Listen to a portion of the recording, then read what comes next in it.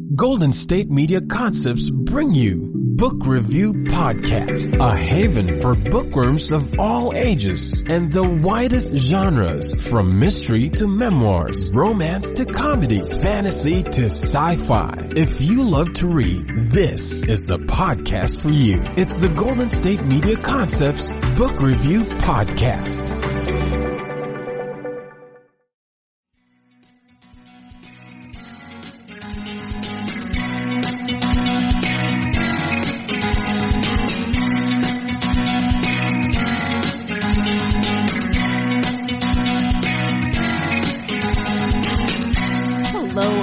Welcome to the GSMC Book Review Podcast, brought to you by the GSMC Podcast Network. I am your host, Sarah, and I am happy to be with you once again during this crazy time. Some states are opening up. If you are in one of those states, please continue to be careful.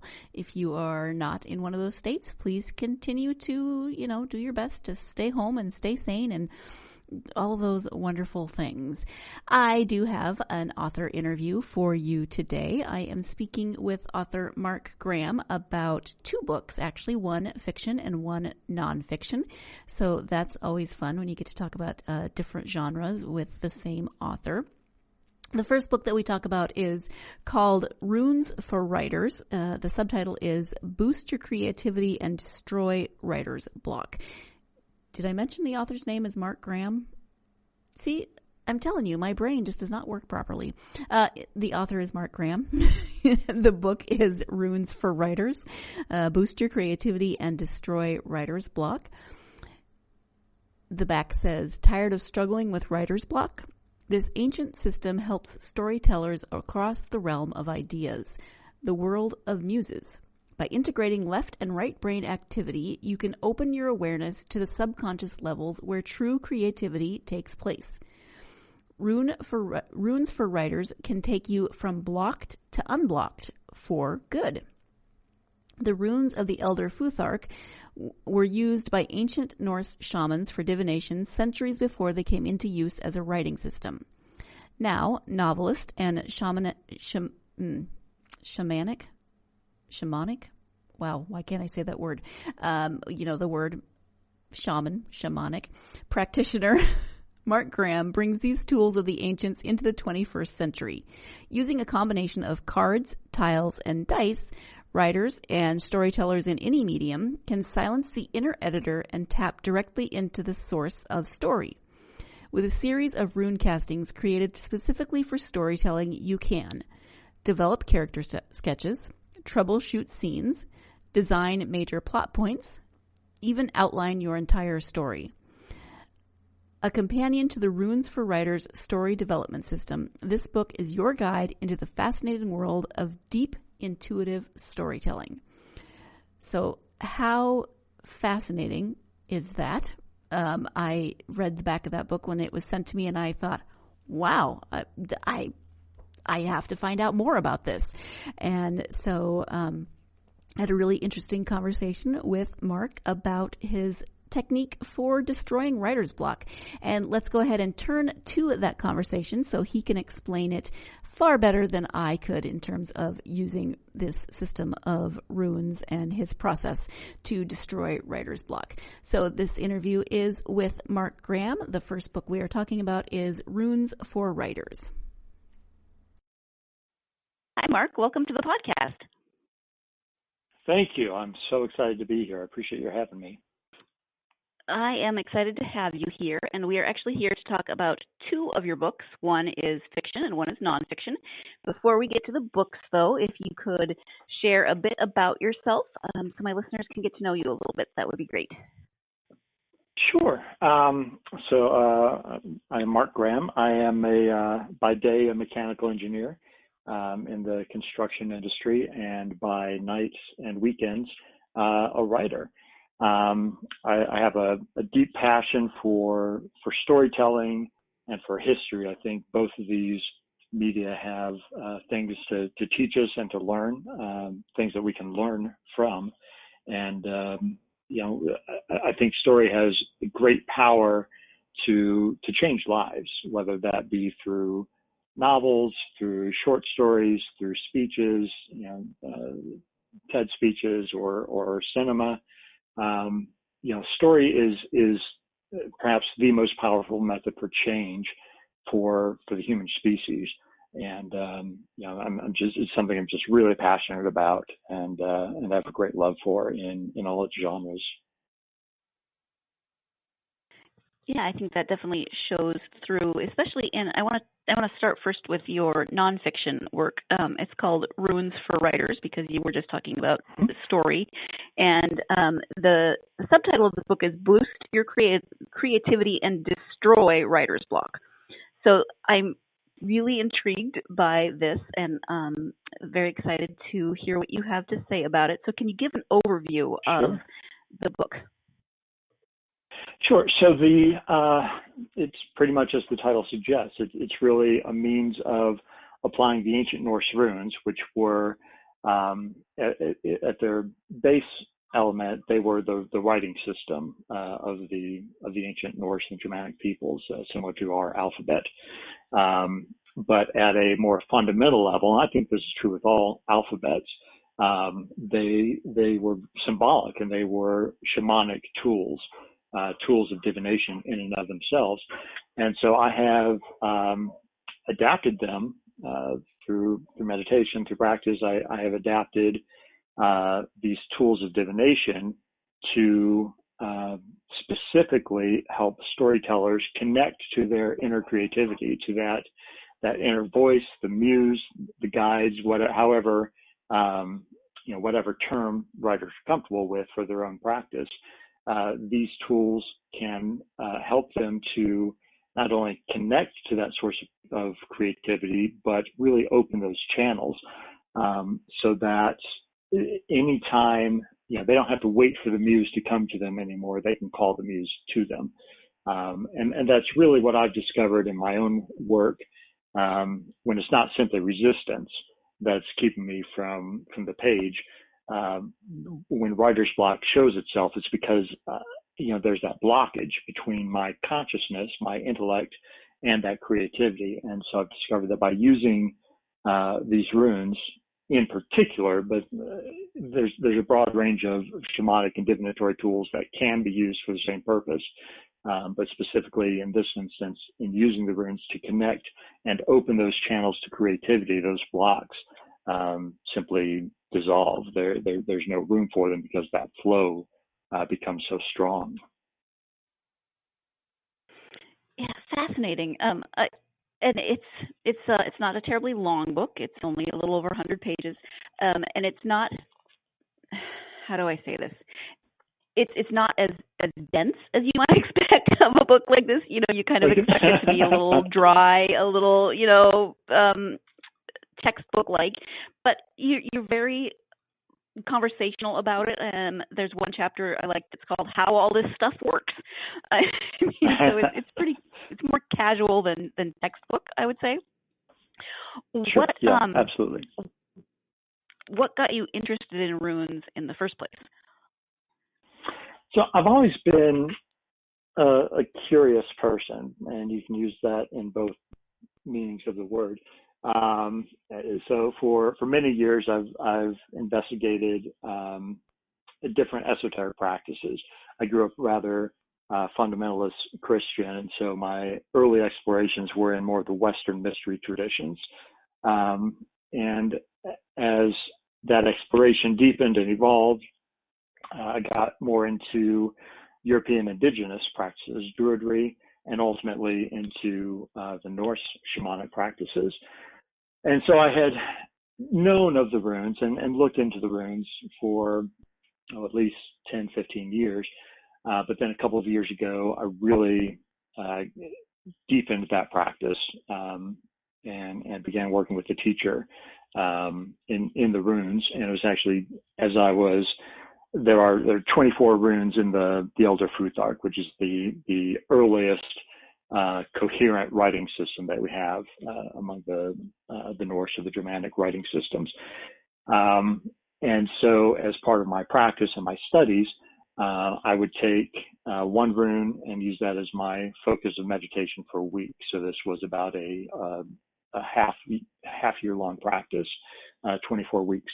And in about the middle of that practice, this notion of using the runes as a creativity tool pretty much sprang forth, almost fully formed. Kind of mixing my mythologies, but like Athena springing from Zeus's forehead, the idea just kind of appeared, and there wasn't much I had to do. I don't like to say I invented the system, more I developed it, because it pretty much invented and revealed itself all on its own. See? I told you. Fascinating, right?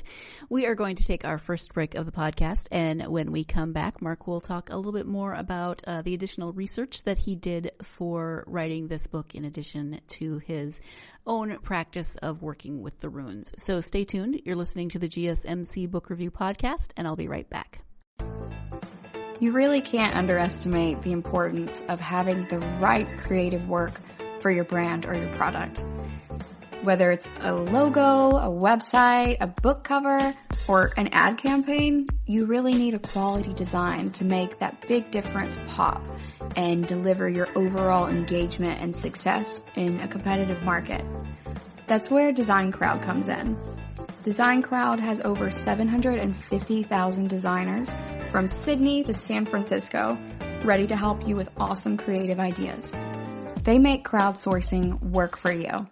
So if you need a logo or you're working on your creative branding, you can go to designcrowd.com and post a brief describing the design you need.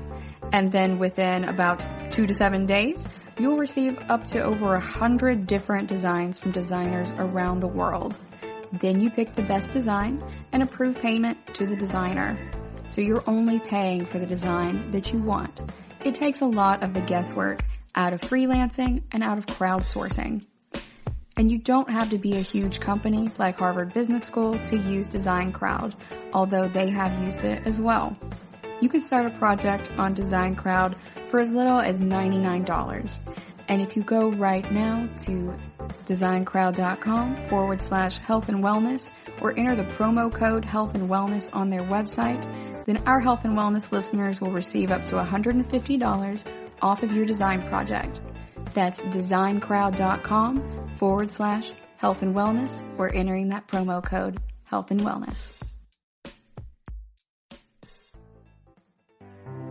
The GSMC Life and Happiness Podcast takes you on a journey of exploration. We'll discuss tried and true methods alongside the latest trends of how to best live your life to its fullest and happiest. From psychology to meditation, science to self-help books, the GSMC Life and Happiness Podcast will help you to discover what makes you happy and how you can live life being the best you possible. Download the GSMC Life and Happiness Podcast on iTunes, Stitcher, SoundCloud, Google Play, or anywhere you find podcasts. Just type GSMC in the search bar.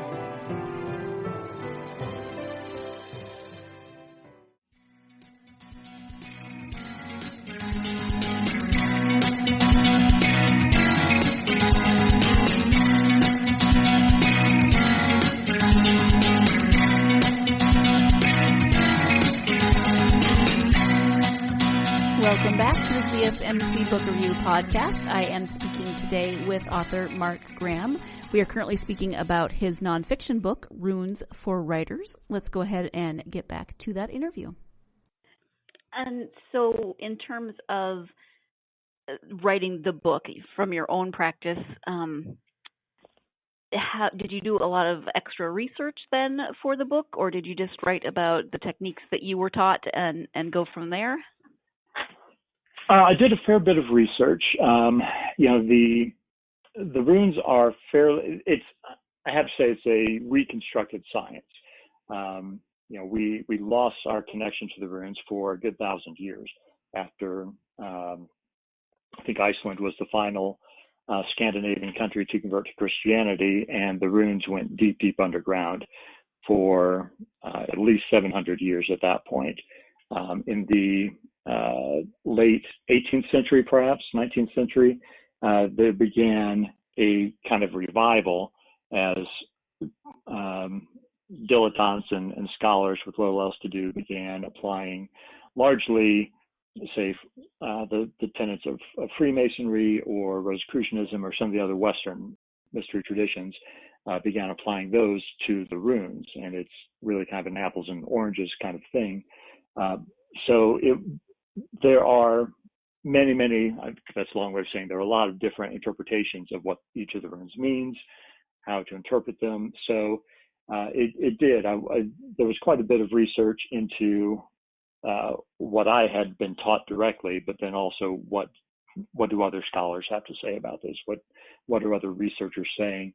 And then it was really putting them to practice. And if there are two different meanings to the rune, meditate on it, study it, apply it to a story, and which meaning or completely different, separate meaning really reveals itself and kind of proves itself. So it was research. It was also kind of an experimental approach as well. And what has been the response to people who have used the technique? It's been really interesting. I have a fantastic critique group here in the Denver area. And so once I kind of pulled this together and had a rough feel for what this looked like, I pulled in all my favors and gathered a few guinea pigs. And almost universally, if this were Salem in the 1600s, I would be in danger probably. In all cases, whether I've done it for people I know, and I kind of know what they're writing, or for strangers, as I've done workshops for other writers groups, the results of, as far as I've been able to tell, the results from all the readings have a direct application to the story. It's been really interesting. And people, this is a fairly esoteric, one might say a woo-woo kind of approach to storytelling. And so I'm always a little hesitant of how it's going to be received, but pretty much across the board, if someone understands there are runes involved and there are rune castings, they kind of have to come to the table with an open mind. And with that sole caveat, it's been very well received, and the interpretations and the methodology has proven very effective. And you mentioned specifically at the beginning of the book that this is for experienced storytellers. So this isn't a how-to book. This isn't hey, I want to write. How do I start? This is more, I have been writing. Maybe I need a little push in the right direction to get my story going where it should. Yeah, is that accurate? Writing is. I'd say that's accurate. And I'm toying with developing a follow-on book that gets a little bit more into the fundamentals of writing and storytelling itself. But for this first excursion and my first nonfiction book, it's really intended, as you said, to kind of give that push. I want the writer to bring, fundamental craft, fundamental notions of structure, of story form, of characterization. The idea is really to, it's kind of plugging in the gaps of a reasonably well-formed story to begin with. So it's not going to teach you syntax. It's not going to teach you structure, though we do touch on the hero's journey as a one particular framework for story structure. But it really is intended for people who have told stories before. Ideally, as I mentioned in the book, someone has a completed manuscript and has gone through the blood, sweat, and tears of crafting a fully formed story. And, so those chops are already developed, but you're really looking for something to take you to the next level, to boost your creativity, as I say, and to really improve your productivity. And a lot of this comes from my own experience. My first novel took me about 8 years from story conception to a publishable piece of work. And I have dozens more stories to tell. Just recently had my 50th birthday. So that framework is not going to work for me if I want to tell all of these stories within this lifetime. So, and that's really what this is for. It's to help writers who know how to write, really to streamline that process, to not have to wait for the muse, as I said earlier, but to call her forth, to get those words on the page, to get the story flowing, and to I'd say to boost their productivity as well as their creativity. I have a somewhat random aside about this, but as I was going through the book, I kept thinking about, have you ever read Rick Riordan's Magnus Chase series? No. Okay, well, it's about the Norse gods, and many of these runes are in there, and I was like, hey, I recognize that. Hey, I remember that from... there's an elf who uses the runes, so that's just my random aside on runes. That's great. Who's that author again? I'll have to look that up. Rick Riordan. He wrote the Percy Jackson series. Oh, right. Yeah. Okay. A newer one about, it's called Magnus Chase and the Gods of Asgard. Oh, fun. I will look that up. So, yeah, lots of runes in there. Made me think of that. Yep, I might not know really anything about runes in a historical context, but I can usually come up with some fiction that I've read that contains something relating to whatever we're talking about. It's a weird skill, but at any rate, we're going to go ahead and take our second break of the podcast, and when we come back, we'll be switching our attention from Marc's nonfiction work to his novel, which is called Son of the Sea, Daughter of the Sun. So stay tuned. You're listening to the GSMC Book Review Podcast, and I'll be right back. You really can't underestimate the importance of having the right creative work for your brand or your product. Whether it's a logo, a website, a book cover, or an ad campaign, you really need a quality design to make that big difference pop and deliver your overall engagement and success in a competitive market. That's where Design Crowd comes in. Design Crowd has over 750,000 designers from Sydney to San Francisco, ready to help you with awesome creative ideas. They make crowdsourcing work for you. So if you need a logo or you're working on your creative branding, you can go to designcrowd.com and post a brief describing the design you need. And then within about 2 to 7 days, you'll receive up to over 100 different designs from designers around the world. Then you pick the best design and approve payment to the designer. So you're only paying for the design that you want. It takes a lot of the guesswork out of freelancing and out of crowdsourcing. And you don't have to be a huge company like Harvard Business School to use Design Crowd, although they have used it as well. You can start a project on Design Crowd for as little as $99. And if you go right now to designcrowd.com/health and wellness or enter the promo code health and wellness on their website, then our health and wellness listeners will receive up to $150 off of your design project. That's designcrowd.com/health and wellness or entering that promo code health and wellness. Tired of searching the vast jungle of podcasts? Now listen close and hear this out. There's a podcast network that covers just about everything that you've been searching. Hey! The Golden State Media Concepts Podcast Network is here. Nothing less than a podcast bliss with endless hours of podcast coverage. From news, sports, music, fashion, cooking, entertainment, fantasy, football, and so much more. So stop lurking around and go straight out to the Golden State Media Concepts Podcast Network. Guaranteed to fill that podcast itch. Whatever it may be. Visit us at www.gsmcpodcast.com. Follow us on Facebook and Twitter and download us on iTunes, SoundCloud, and Google Play.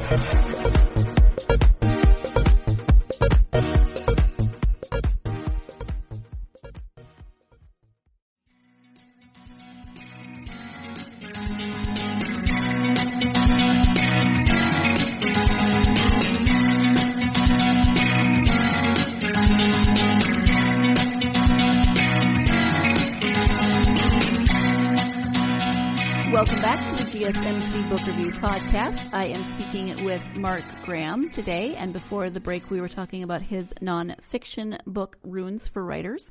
As I said, we're now going to turn our attention to his historical fiction novel. It is called Son of the Sea, Daughter of the Sun.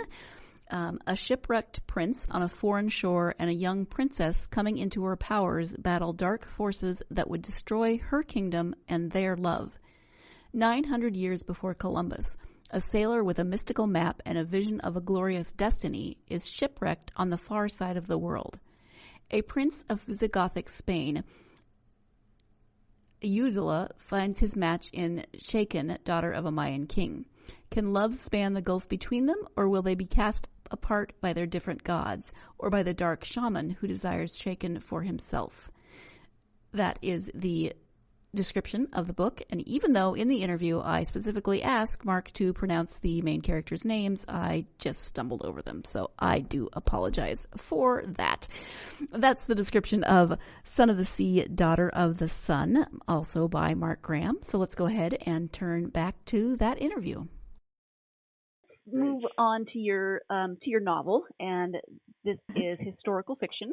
It's called Son of the Sea, Daughter of the Sun. And can you give an overview of this story? Sure. So it's in short form. It's essentially Visigothic prince meets Maya princess about 1,000 years before Columbus, and mayhem ensues. So ideally, this will be the first in a multi-part series that will culminate in a total round-the-world voyage about 900 years before Columbus. Okay, that may be one of the best elevator pitches I've ever heard. Visigoth prince, Mayan princess. Even just that, you're like, wait, what? Yeah. So what was your inspiration for the story? So many years ago, I'd stumbled across what's known as the Piri Reis map. This is a map that was discovered in Turkey in the old palace in Istanbul. I think in 1927, this map was discovered, and it was dated back to the early 1500s, I think 1518 or somewhere around there. The map shows very accurately the western coast of Europe and Africa and the eastern coast of the Americas. So this is, again, early 1500s, so we're maybe 20, 25 years after Columbus. And arguably, based on later cartographic research and research with different types of geometric projections, of turning a spherical surface into a flat map, and all those fun mathematical things that we learned once upon a time and have never touched again. Through later research that was conducted in the mid-1900s, it was found to be more accurate in its depiction of the coastlines, and in particular of longitude, which is the east-west direction, than any maps that came for another 200 to 300 years after this map. It's a little more conjectural, but reasonably sound, that it actually shows some of the west coast, the south and west coast of Panama, and may actually represent fairly accurately some of the Antarctic coastline, which was not discovered for another 200 years. So in reading all these facts about this map and some of the speculation, it really got those creative juices flowing, those wheels turning of how did this map in Turkey, landlocked more or less because they could not get through the gates of Gibraltar, they could not get through the Med, how did this map come to be? And Piri Reis was an admiral in the Turkish Navy, and mentioned how he had kind of compiled this from earlier maps that he had found, dating all the way back to Ptolemy, for some 2,000 years before he put his map together. And as storytellers are wont to do, we want to know the why and the how, and so that became the basis for this story. And initially, I was going to set it in Constantinople, in Istanbul, but as I began more research and kind of figuring out the logistics. I kept moving farther back in time and farther toward the Atlantic Ocean, farther to the west, until I finally landed in Spain in the 7th century, and then all the puzzle pieces kind of dropped into place for what became this story. Thank you for that. Now, the one of the main characters, and I'm going to have you pronounce both of their names, the Visigoth prince and the Mayan princess, please. Yes, we have Eudela, who's the Visigothic prince, and Chakin, a daughter of the king of the city-state of Shukti. And what about each of them do you think will resonate with readers? Their story, if it were a slightly different telling, this could probably be a young adult story. Being set when it is, there were no young adults. You had children, and then they became adults. And so it's, while the characters are, they range throughout the course of the book from, I think about 6 years to 18 years of age over the course of the book. They face very adult situations, very adult circumstances, as was the norm in that time period and in that culture. But there is a certain coming of age element for each of the characters, and beyond that, there's that juxtaposition, that thing that I think we all struggle with, even into adulthood, of this is what my society and my culture tells me I should be. This is what my heart is calling me to be. And it's that fight, that struggle that each of them has, I think, that makes this a very human story, and an accessible story, even across the gulf of time and cultures that separate a modern reader from these characters. So I'm going to ask you the research question again. How much research did you do for this book? Obviously, there was the map that inspired it, but then how much did you have to do for the time period and the different locations? Yeah, this one, a lot is the short answer. My wife frequently points out my propensity to buy books when I could just go to the library or get them on Kindle or what have you. But many shelves were filled with books for the research.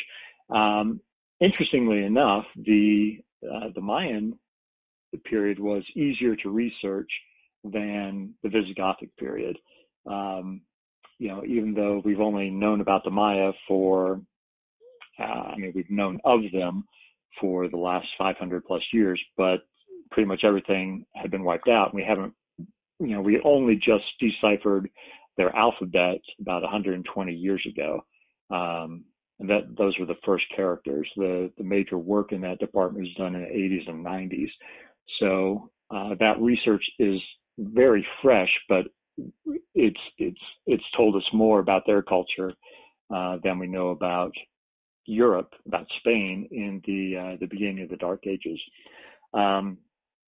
So it was a lot of research for the European portion for the Visigothic period, a lot of dry reading of chronicles, of church conventions, of things of that nature, and trying to fill in the details of character and time and place and feel. And then for the Mayan research period, it was really enlivened by the archaeology. As it turned out, I didn't know this as I was doing my research and choosing my locales, but the Muse obviously had a plan for this. But one of the best preserved sites happens to be Copan in Honduras, or as it is called in the novel, Shukti. And so we have the temple that was in existence at the time of the story period, perfectly preserved, intact inside the modern temple, or the later temple that we see at ground level today. It's actually entombed within the extant temple on the surface. we have altars and statues and inscriptions. We have the largest collection of Maya glyphs in Mesoamerica at this site. So the research was just fascinating. And I'm a history nerd to begin with, so I was doubly enthralled in this. But I think even the layman or the casual scholar would be fascinated to know all of the workings of this particular city-state, kind of on the fringes. You know, when we think of the Maya, we think of the Yucatan, we think of Mexico and Costa Rica. So we're on the southern fringe of that culture. And perhaps because of that distance, this site was just forgotten and preserved in nature and not overrun by later cultures. So the research was just a lot of fun. And I probably took 6 to 9 months of research before I put a word on the page for this one. Wow, that's really fascinating. We are going to go ahead and take another break. When we come back, we'll be talking a little bit more about the time frame of the book, that time frame in terms of its setting in historical fiction. So stay tuned. You're listening to the GSMC Book Review Podcast, and I will be right back.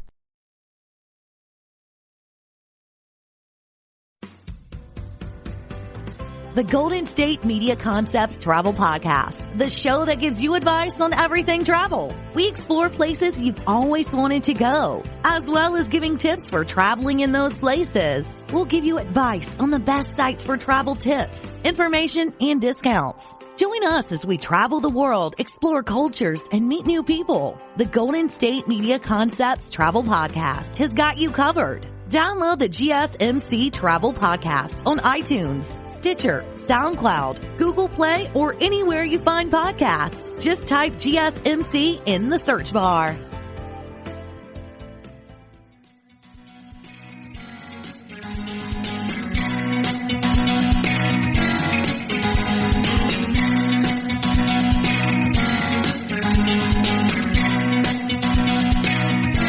Welcome back to the GSMC Book Review Podcast. I am speaking with Marc Graham about his historical fiction novel, Son of the Sea, Daughter of the Sun.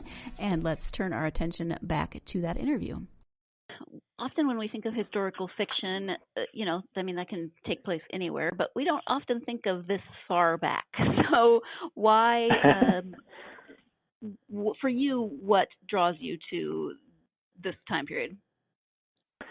You know, it really had to do with the map, and as an engineer, I try to pick things apart and understand how all the pieces and parts work together and be able to put it back together again without too many spare parts left over. And so it really began with, okay, we have this map that relies on knowledge of the Americas prior to really the Roman period. If the Romans had known about it, everyone would have known about it eventually. So it had to be either well before that period or after the fall of the empire. It became easier to move forward in history. And so we're sitting in the story opens around 610 of the Common Era. So we're 200 years after the first sack of Rome. We're in the early throes of the Dark Ages, so that's a perfect time for for a significant event in history to be lost. So that really led me to that particular story, or that time period, and then narrowing it down. Who was my character? Who was my protagonist? And as I began to get an idea of who Eudla was, I knew he would probably have to be a noble to be able to go on this trip, to bring back some knowledge, to bring back enough knowledge that it could be recorded in some sort of documentation that peer erase could later draw upon. And as I began my research, I discovered that there's one of those fascinating things that seems to happen at some point in all of my stories, that where history just drops a golden nugget in my lap. We have a pretty solid idea of the king lists of the Visigoths in Spain, even though it's not a a popular period in history, it's fairly well documented. We know that within, for example, a 2-year period, I think there are 8 different kings. So it was a very turbulent period, a lot of political and religious upheaval, but it's well documented.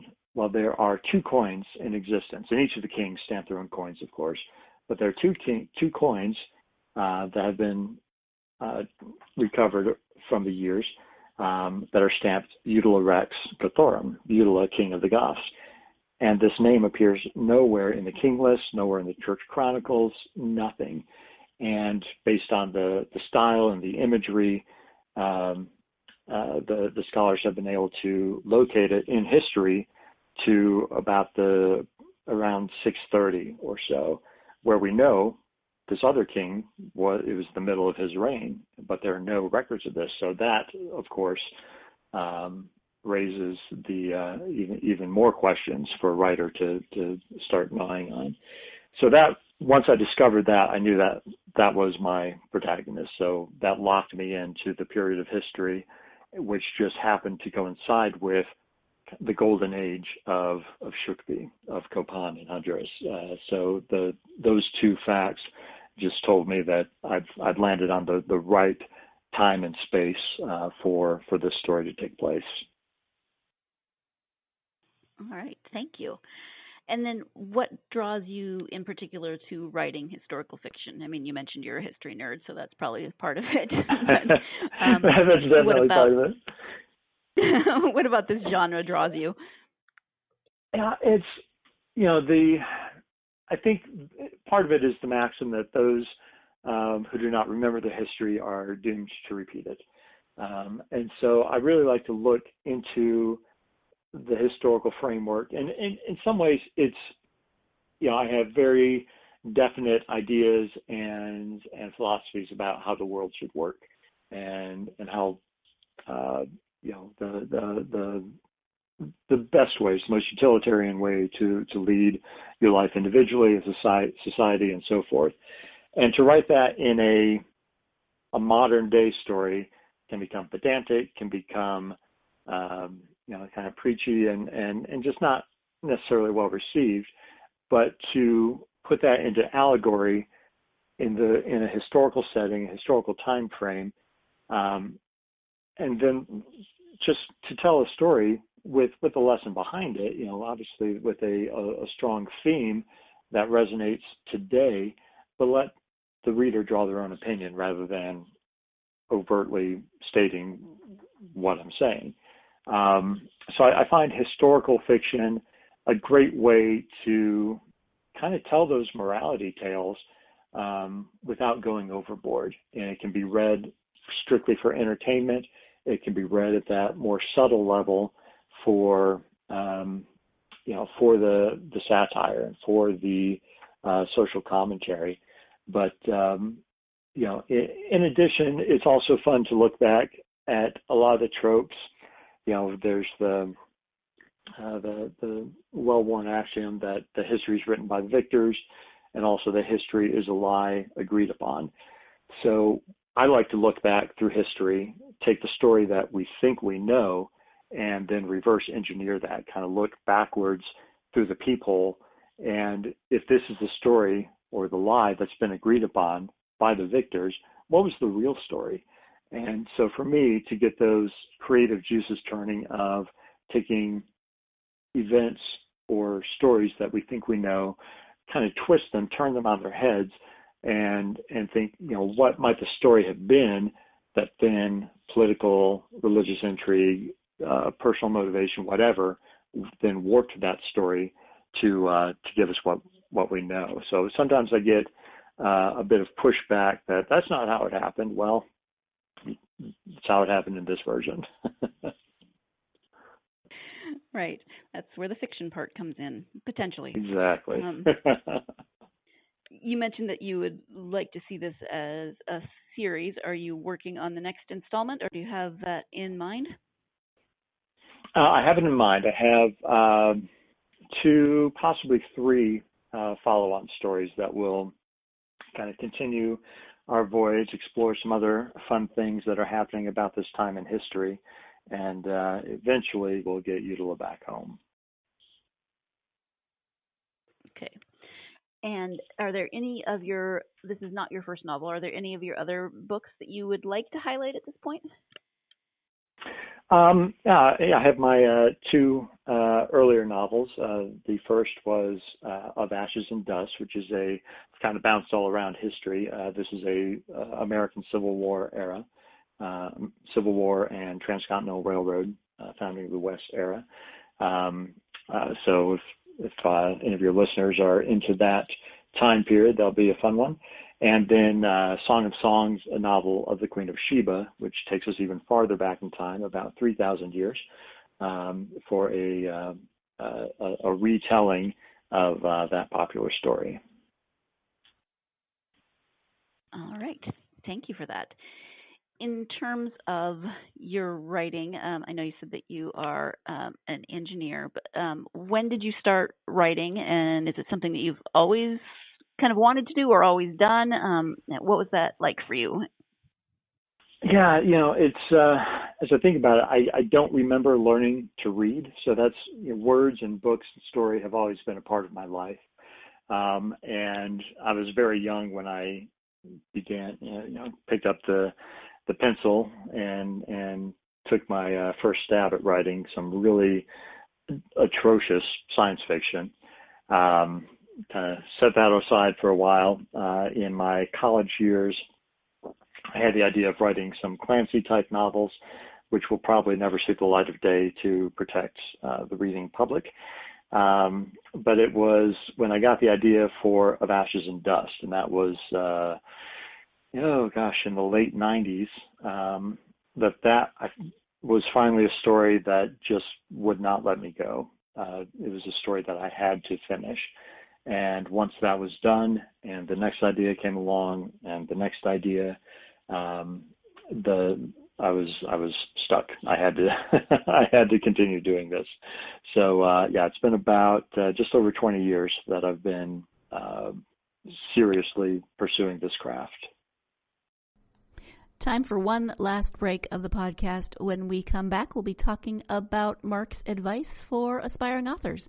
So stay tuned. You're listening to the GSMC Book Review Podcast, and I'll be right back. Golden State Media Concepts bring you the Bible Study Podcast. Reflect and journey the Bible as together we study God's Word and be inspired. Bible study made fun and informative for all ages. It's the Golden State Media Concepts Bible Study Podcast.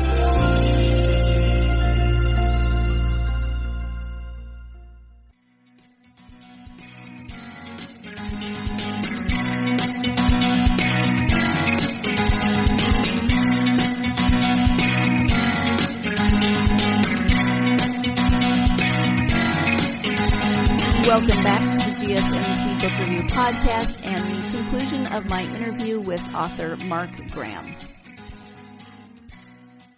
And then out of your own experience, what advice would you have for someone who thinks they would like to write? The best advice I could give is follow your passion. This is a challenging industry. It's getting easier. Publication is easier now than it's ever been, but public acceptance and embracing of your work is possibly even harder than it's ever been, because there's so much. I don't like the word competition. It's not a zero-sum game, but there's so much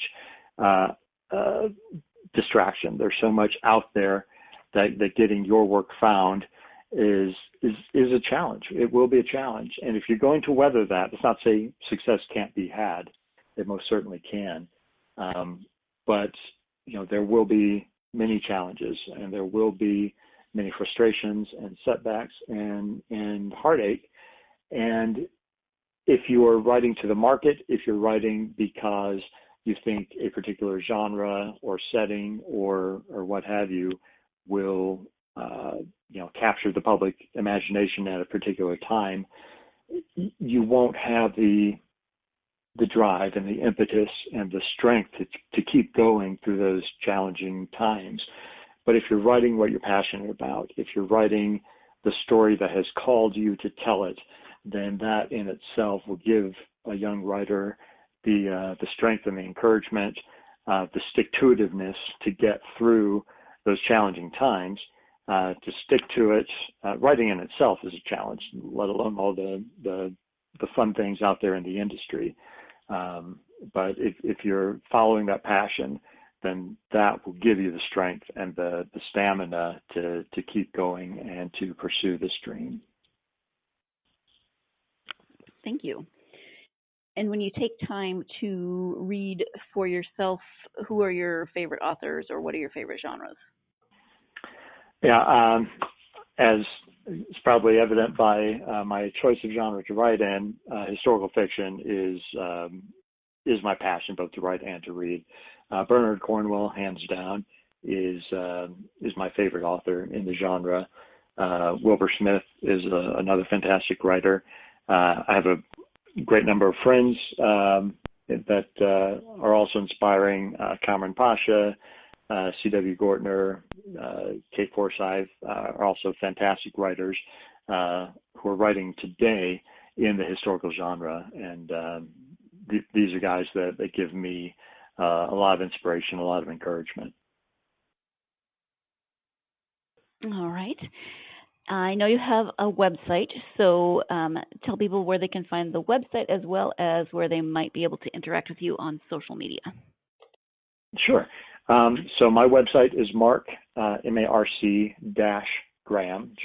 Graham.com. Just Marc Graham, one word, is a punk rocker in the UK, so that is not me.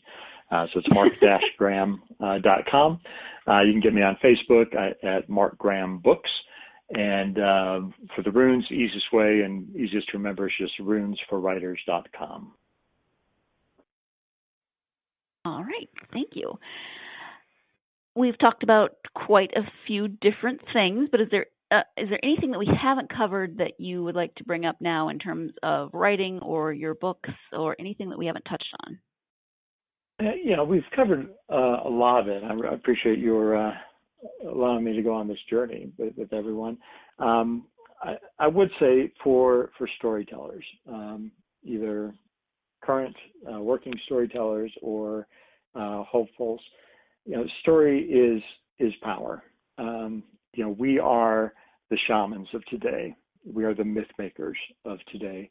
And, for the past 1,000, 2,000 years, we've really gotten away from our myths. And myths are critical to not just our psychic well-being, but to our evolution as a species. And as storytellers, we have some responsibility for the caretaking of that fundamental core of who we are as human beings. So I want to encourage all storytellers, if you get discouraged, if you are feeling the strain, feel it's not worth it, just remember that, if a story has called you, that is a high calling and a great honor. And that's a gift that the world needs from you that only you can give. So I just want to encourage all those writers out there who have faced challenges, who have faced discouragement and rejection, just to know that that's a moment in time and that does not define you, and that your story needs you and we need your story. And just to pick that pen back up, get back to the keyboard, and stick with it. All right. Thank you for that. And thank you so much for taking the time to talk to me not only about Runes for Writers, but also Son of the Sea, Daughter of the Sun. I really appreciate it.